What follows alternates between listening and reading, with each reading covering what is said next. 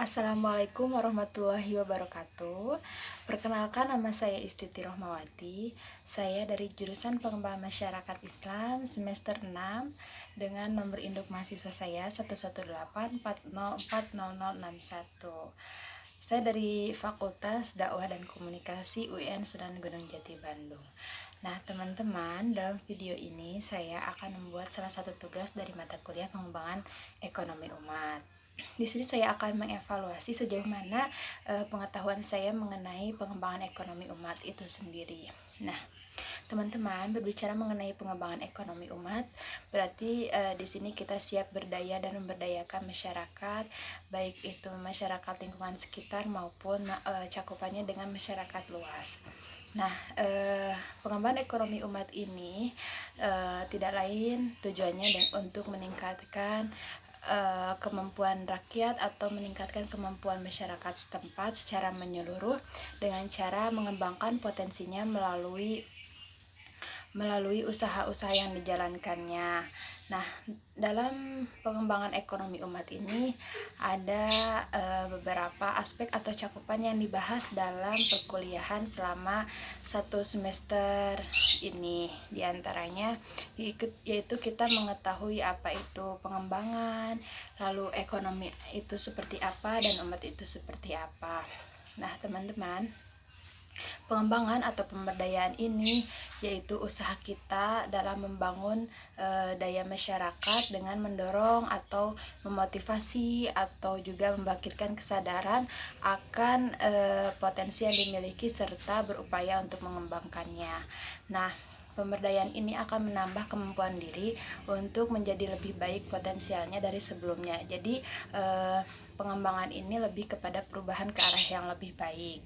Lalu dalam ekonomi ini seperti apa? Nah, ekonomi ini membahas mengenai apa itu ciri-ciri ekonomi, seperti apa ciri-ciri ekonomi yang baik, lalu bagaimana penerapannya di masyarakat setempat, serta apa kegunaan dan fungsi tersendiri dari ekonomi itu.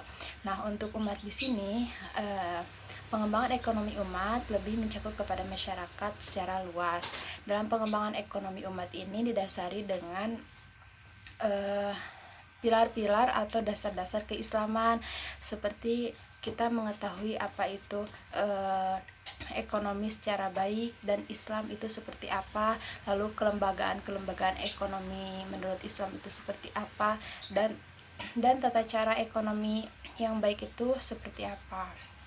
Nah, teman-teman, dalam pengembangan ekonomi umat ini kita bisa mengetahui juga perekonomian secara luas, tidak hanya mencakup perekonomian hitung-hitungan, tetapi kita juga berpikir secara kreatif, inovatif, termotivasi dengan adanya pengembangan ekonomi umat. Nah, teman-teman, dari beberapa yang telah kita sebutkan tadi, bahwa pengembangan ekonomi umat ini menekankan pilar dan dasar Islam serta menambah wawasan lebih luas dalam memandang ekonomi tersebut.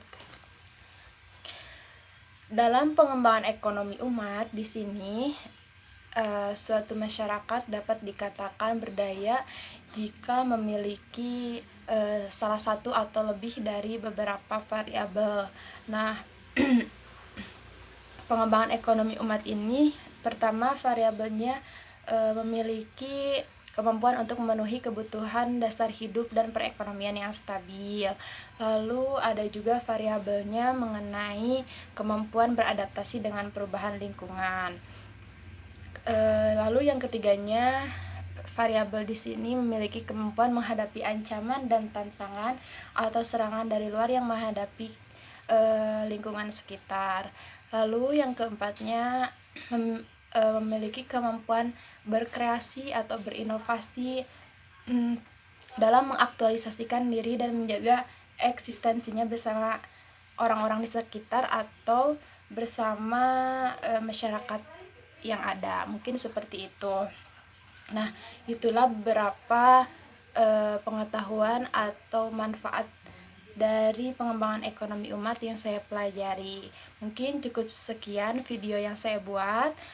Selebihnya saya mohon maaf. Semoga dalam video ini dapat ilmu yang bisa bermanfaat untuk kita semua. Terima kasih. Assalamualaikum warahmatullahi wabarakatuh.